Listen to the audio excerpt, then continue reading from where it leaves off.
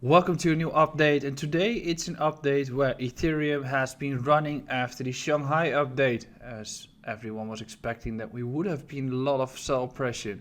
Not a topic we're going to discuss, as yesterday we had a macro day. We had CPI coming in, we had the FOMC Minutes, and we had the announcement that we're going to face a mild recession. Those are the topics we are going to discuss in this update and how the markets are going to react on it. But before we continue, make sure to subscribe to this YouTube channel, check out our Instagram and Twitter as well, and make sure to join our public group and community where you can ask everything and improve yourself as a trader. We have also been posting a public trader day yesterday there, and today I'm answering all your questions in the Discord. There's a different format when it comes to YouTube. On Tuesday we do a Bitcoin Tuesday. On Thursday today we do a macroeconomics update.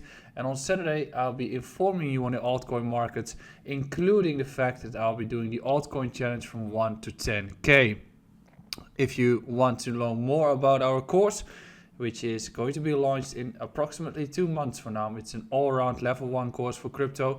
You'll be provided with a whitelist and can possibly win one of those. Make sure to sign up through the description beneath, where you can also like the update.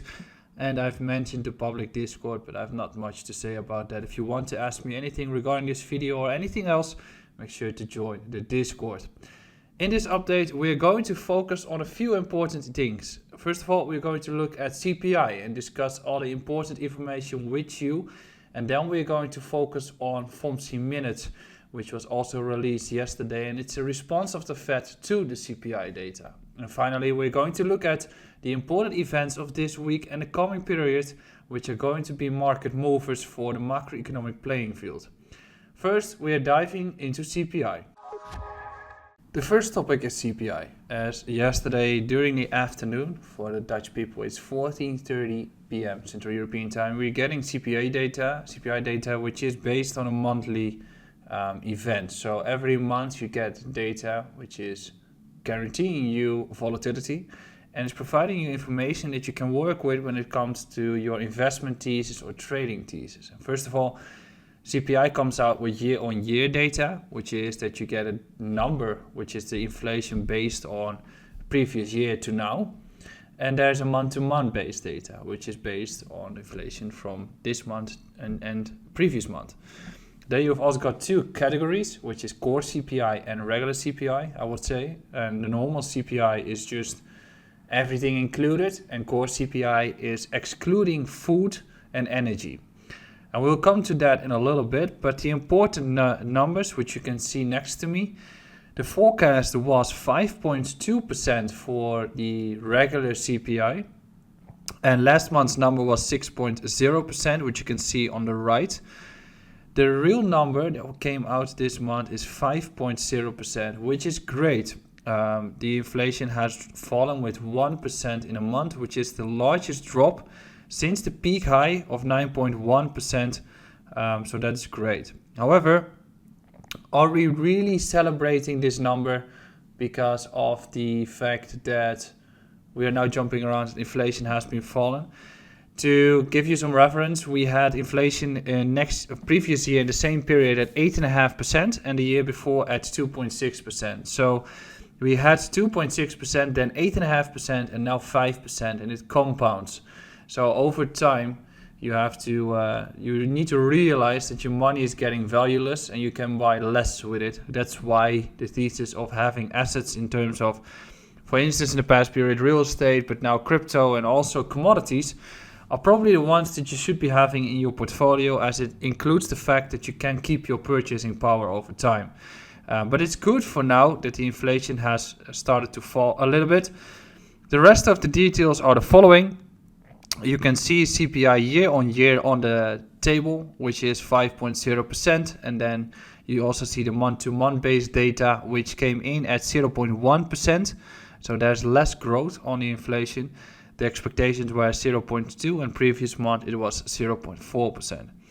Then the core CPI, which is excluding energy and food, it comes in at 5.6%, which was as expected and higher than previous month. Then also core CPI month to month comes in at 0.4%, and is lower than the previous month's number, but as forecasted, which means that inflation remains sticky. The good part is that the regular CPI is falling quite substantially. The bad part is that inflation remains to be sticky, as the core CPI has increased and remains stable over the entire period. As I said, the peak of CPI overall was at 9.1% previously, which you can see in the table next to me. We are back to 5% right now, which is relatively good and results into some more momentum on the markets. As a result, we can see that the markets are going up, and we can see the expectations of the Fed quitting the entire policy at this point, or at least pausing the hikes. I'll get to that in a little bit, but we need to recall that right now we're in a vacuum where the Fed might be pausing the hikes, and that is actually pushing the markets up as there is some relief. But the actual reality still needs to kick in, and that is going to take place at a later point this year. The largest drop in CPI in the downturn started, as we can see. Previous months were 6.0%, 6.4%, 6.5%, and now it's 5.0%, so that is great. But what does this actually mean? Now, when we're looking at the charts, we need to look at how it has been built up. So I've got a table here, which is from Breaking Market News, and I've got it on my screen as well. You can see it next to me. There are a few things marked. So the differences between core CPI and CPI regular are energy and food. Well, food itself is just stabilizing, but also starting to fall, because food itself is a commodity, which means that right now those prices start to fall, which is great.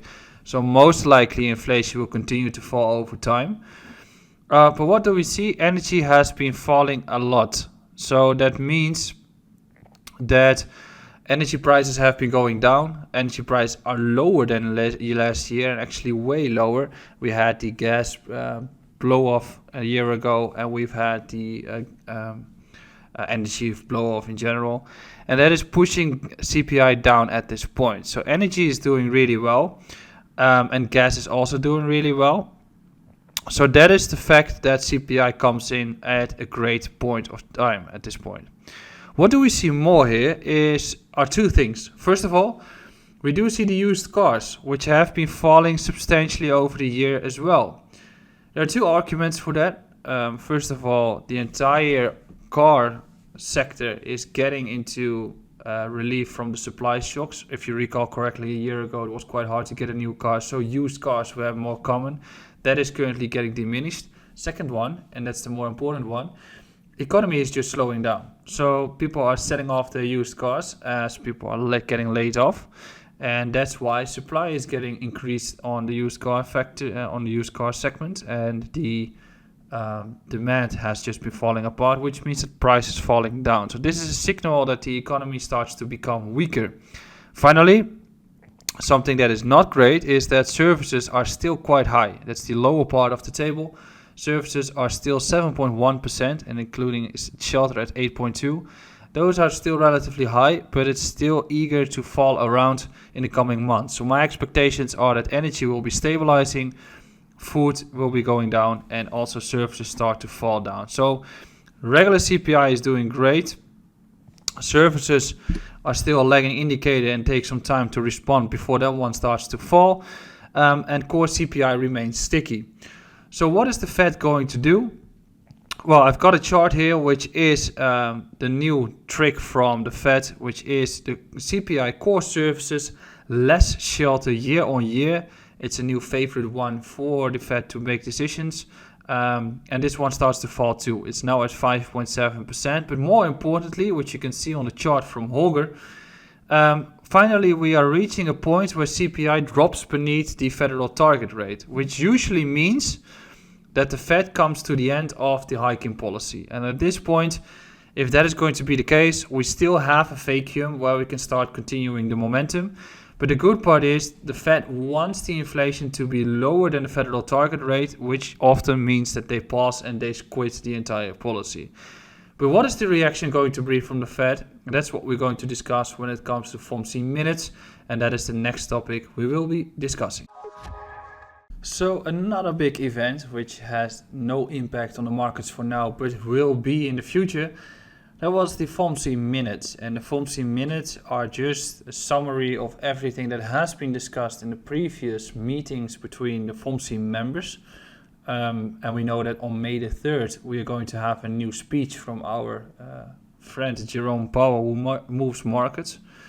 And now the important notes have been released, so we can all find out what they have been discussing and base our theory from that. So we've just discussed CPI, which is important because they base their entire theory from CPI and a few other events, which we'll be discussing next. But FOMC Minutes is another important one. And we're just going to be going through a few of the important factors, and then I'll share to you what I'm expecting. The first important one is that several participants have noted that they considered whether it would be appropriate to leave rates unchanged. So we're getting towards the end stage as some participants start to have to doubt the heaviness of the policy, as I mentioned a few times earlier. It is good that they are discussing to leave the rates unchanged. As a matter of fact, they should not be hiking rates at all. They should also not be releasing those rate hikes or dropping those rates earlier, because as a matter of fact, everything that they do is a response to what they have been doing previously, and it's just destroying our system. So it's just it's a clown world.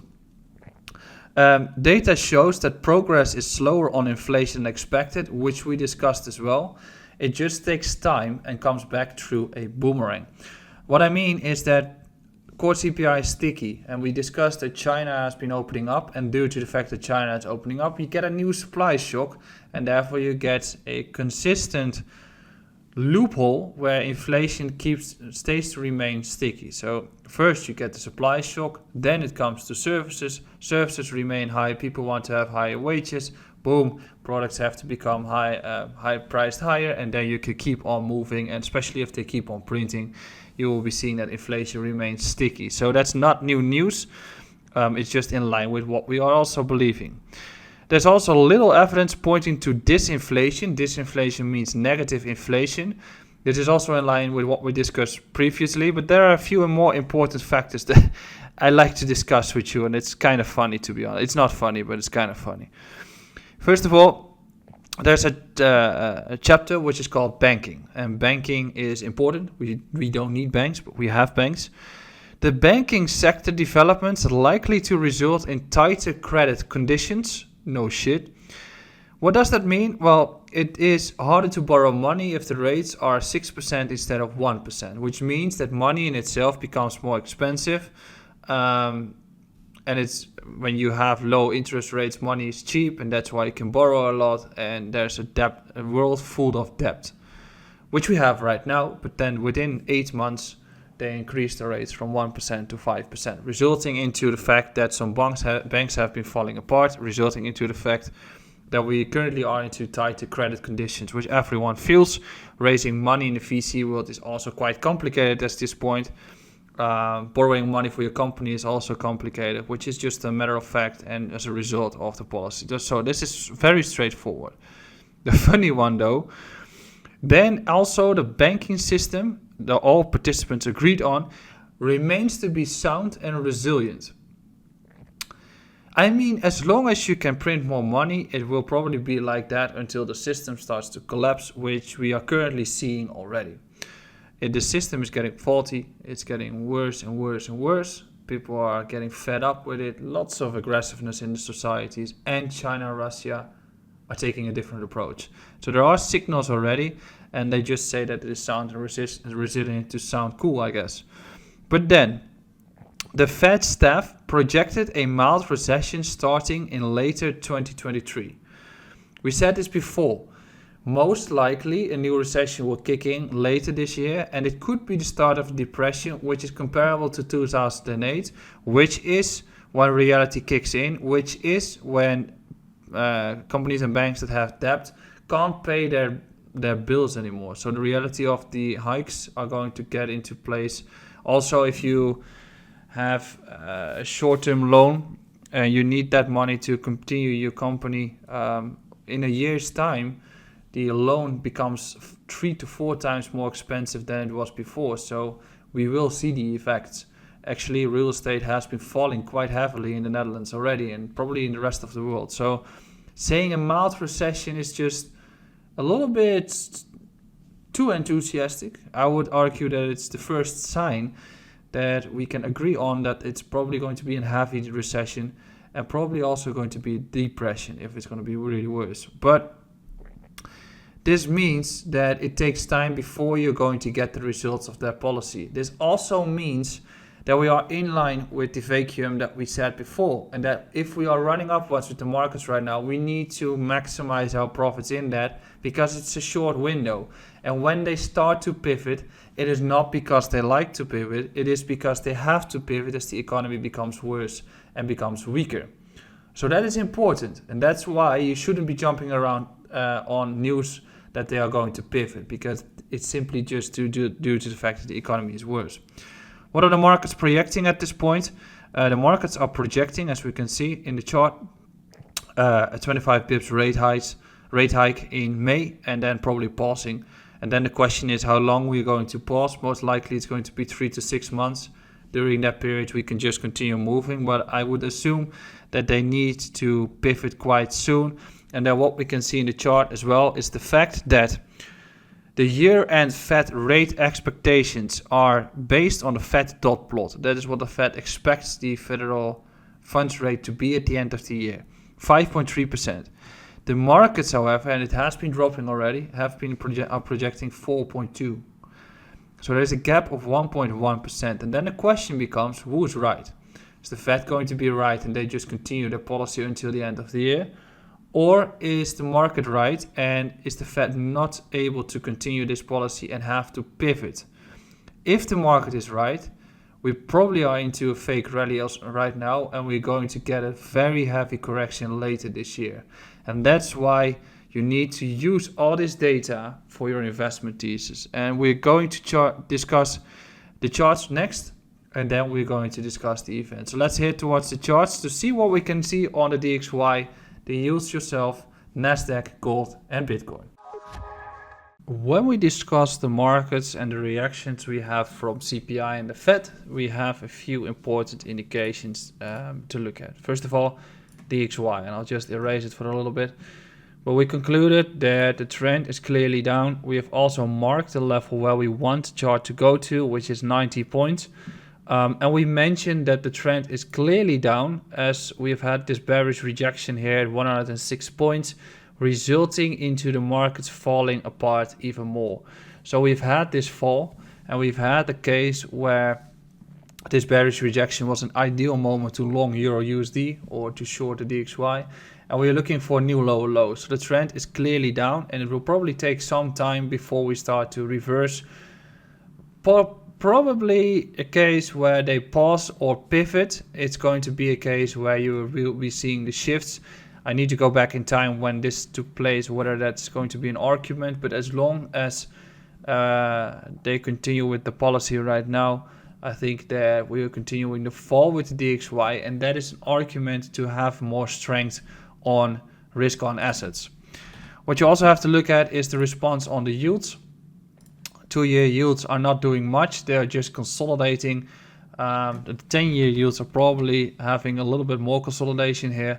There is a reversal still on the edge, so the 10-year yields are still doing fine, looking like continuation. But overall, the 2-year yields are priced under the federal funds rate. So the federal funds rate, what the expectations are, is that it's 5.3% at the end of the year. We've got a bearish divergence here, so the trend has shifted. And they are pricing in the 2-year yields at 3.97%, which means that the markets are pricing it in lower by 1.5% than the federal funds rate. If you're going towards the 6-month bonds, it's currently at 4.8, while the federal funds rate is higher. So the markets are expecting a lower projection than what the federal FOMC is expecting for themselves. What is the response on the indices? We can clearly conclude that we're still trending up. As long as we continue to do so and we don't have a pivot, we continue to rally up. The Nasdaq is just going sideways and not doing much. Still more economic data coming in. I think that if the Nasdaq loses a few important levels here, we start to nosedive quite substantially. But the trend remains to be upwards. Another one that is usually doing quite well during these periods, especially when there is a recession to be coming around the corner, it is gold. The last time we started to crack new highs, as here we had a peak high in 1980, we started to break through those highs in 2005, 2006 to 2007, then had a harsh correction taking place during the actual credit crisis start, and then we had a new peak high in 2011, which was 2.5x higher than the previous high. So currently in this environment, we see gold and also silver doing really well. And I argue that in every portfolio, you need to have gold and silver as they are definitions of a hard asset, right? It's just the same as Bitcoin, but it is on the markets for a longer period. It exists quite longer. It has proven that it's keeping your purchasing power. Hence why you should be having positions on gold and silver, preferably actually silver, especially if you're going into a bull cycle with silver. It is usually a multiplier on the results that you're having with gold, which means that you preferably also want to have more of these assets into your basket. And I think silver is currently valued at 25, and it's very comparable to the price action we've had in 26 to 28. So I think that although we will be having some corrections on the run, it will continue to do so, and it should be in your portfolio. Going back to Bitcoin. Bitcoin is currently reaching a new high. We're still consolidating around 30.1. We might be reversing, but on the higher time frames as a result from FOMC Minutes, from the Shanghai Unlock, and from CPI, we're just consolidating here. So what you need to do in that case is that you're looking on the higher time frames. Higher time frames argue that we are still continuing the momentum here.